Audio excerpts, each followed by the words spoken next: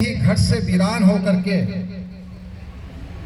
और खाना बदोशी की जिंदगी जीने का किसी को अभिशाप मिला है तो मेरे कश्मीर के आप भाई बहनों को मिला हुआ है। अपने ही घर से दर बदर होकर के, और मैं इस सच्चाई को बहुत अच्छी तरह से जानता हूं क्योंकि उनका मैं सिपाही हूं जिस संगठन में मैं काम करता हूं। हमारे आदरणीय राजेश झा जी ने अगर देश में सैल्यूट तिरंगा के लिए काम करने के लिए सबसे पहले किसी राज्य को ढूंढा है तो जम्मू और कश्मीर को ढूंढा है। और आज मैं बड़े फक्र के साथ कह सकता हूं कि जो लोग कहते थे कि यहाँ कोई तिरंगा उठाने वाला नहीं रहेगा, हमारे सैल्यूट तिरंगा संगठन ने आप सबके हौसले से, आप सबके समर्पण से, आप सबके त्याग से, आप सबके बलिदान से जम्मू कश्मीर के कोने कोने में तिरंगा फहराने का काम किया है। भाई और बहनों, मैं आपको बताना चाहता हूं, मैं भारतीय जनता पार्टी का कार्यकर्ता भी हूं और 23 जून 1953 को इस राष्ट्र की एकता, अखंडता और संप्रभुता को लेकर के जिस व्यक्ति और कश्मीर से तिरंगे में लिपट कर आया था तो उस व्यक्ति का नाम था डॉक्टर श्यामा प्रसाद मुखर्जी, जिन्होंने नारा दिया था एक विधान, एक संविधान और एक निशान। और 23 जून 1953 को तिरंगे में लिपटी हुई उनकी लाश एक ही संदेश दे रही थी कि जब तलक लाली हमारे खून के कतरे में है, कौन कहता है वतन की आबरू खतरे में है, मैं भी किस मिट्टी का बना हूं, मेरी पहचान लिख देना, मेरे कफन के किसी कोने पे हिंदुस्तान लिख देना। ऐसा संदेश डॉक्टर श्यामा प्रसाद मुखर्जी ने दिया और उनके सपने को अगर साकार किया है तो हमारे राष्ट्र नायक, हमारे लोकप्रिय प्रधानमंत्री मोदी जी ने किया है। और आप सब साक्षी हैं, बहुत प्रबुद्ध लोग यहाँ बैठे हैं, ये भाषण का मंच नहीं है, लेकिन जम्मू और कश्मीर की जो वेदना है, जम्मू और कश्मीर की जो पीड़ा है, जिसे केवल हिंदुस्तान ने नहीं पूरे विश्व ने महसूस किया है, और हमारे मोदी जी ने उस पीड़ा को देखते हुए आप सब लोग प्रवास में रह करके जिस संघर्ष के साक्षी हैं उसको शब्दों में बयां करना मुमकिन नहीं है। जो वेदना आप लोग झेल रहे हैं अगर किसी ने महसूस किया तो भारतीय जनता पार्टी की सरकार ने किया। और आज आप देख रहे हैं कि कश्मीर में सड़कों का निर्माण हो, चाहे वो रेल मार्गों का निर्माण हो, चाहे वो टनल का निर्माण हो, आज विश्व की सबसे बड़ी टनलें हमारी जम्मू कश्मीर की धरती पर बनने जा रही हैं। आज देश के सबसे ऊंचे सड़क मार्ग, हमारे देश के पूरे विश्व के सबसे ऊंचे सड़क मार्ग जम्मू कश्मीर की धरती पे बनने जा रहे हैं।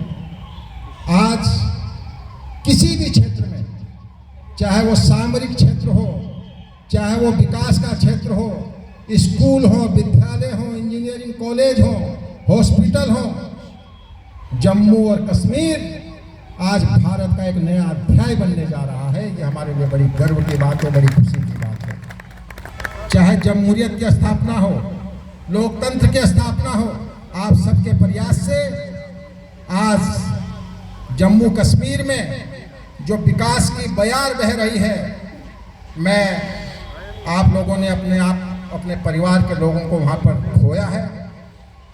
मैं उन लोगों को भी यहाँ से श्रद्धांजलि देना चाहता हूँ इस मंच से, जिन लोगों ने उस जम्मू कश्मीर की एकता, अखंडता और भारत के सिरमौर, भारत के ताज, भारत के मुकुट को बचाने के लिए अपने प्राणों को उत्सर्ग किया है। मैं इस मंच से आज उनको भी श्रद्धांजलि देता हूँ। जिस माँ के बेटे लड़ते लड़ते सीमा पर मर जाते हैं, कुछ विधवा, कुछ बेघर, कुछ यतीम हो जाते हैं, और कुछ भाइयों की राखी मिट जाती है कश्मीर की घाटी में, और माँ से पहले कुछ बेटे मिल जाते हैं इस माटी में। मैं उन वीर जांबाज सिपाहियों को भी और उन परिजनों को भी इस मंच से श्रद्धांजलि देना चाहता हूँ।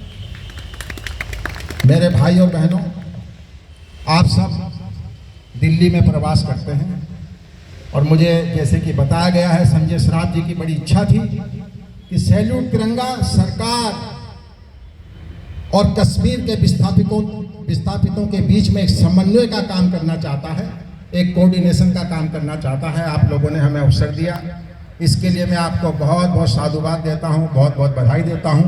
और मैं आपको यकीन दिलाता हूं कि आप लोगों की समस्याओं के लिए हमसे जितना भी हो सकेगा हम पूरा प्रयास करेंगे। आदरणीय राजेश झा जी के नेतृत्व में आप सब जानते हैं कि हम विगत 3 वर्षों से लगातार, अभी शंकराचार्य मंदिर की यहाँ पर बात चल रही थी, शंकराचार्य की पहाड़ी से हम लोग पैदल पूरे 6 जिलों में तिरंगा यात्रा निकालते हैं। और आज़ादी के बाद अगर जम्मू कश्मीर के डल झील में अगर शिकारा रैली को तिरंगे से पाटने का काम किसी ने किया है तो हमारे सैल्यूट तिरंगा ने किया है। और 5 अगस्त 1923 को हमारे गृह मंत्री जी ने कहा कि जम्मू कश्मीर पार्लियामेंट में कहा कि 5 अगस्त 2023 को कि सैल्यूट तिरंगा ने देश की आज़ादी के बाद पहली बार जम्मू और कश्मीर की धरती को तिरंगे से पाट दिया। ऐसा अनुपम दृश्य, ऐसा अलौकिक दृश्य आज तक कभी देखने को नहीं मिला।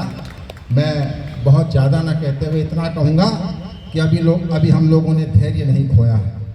अभी हम लोग उन सारी समस्याओं का जब तक निदान नहीं हो जाता हम चुप बैठने वाले नहीं हैं। और इतना ही अपील करूँगा कि जब तलक लाली हमारे खून के कतरे में है, मैंने अभी आपको सुनाया।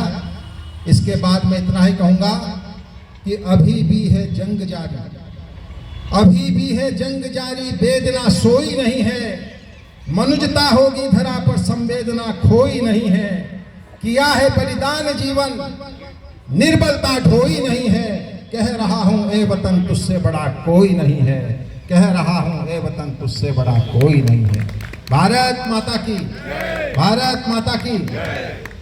हमारे बीच में हमारी आदरणीय भाभी जी सुरभि तिवारी जी, धर्मपत्नी मनोज तिवारी जी आ गई हैं हमारे बीच में। मैं उनसे निवेदन करूंगा मंच पर आए और अपना स्थान ग्रहण करें प्लीज।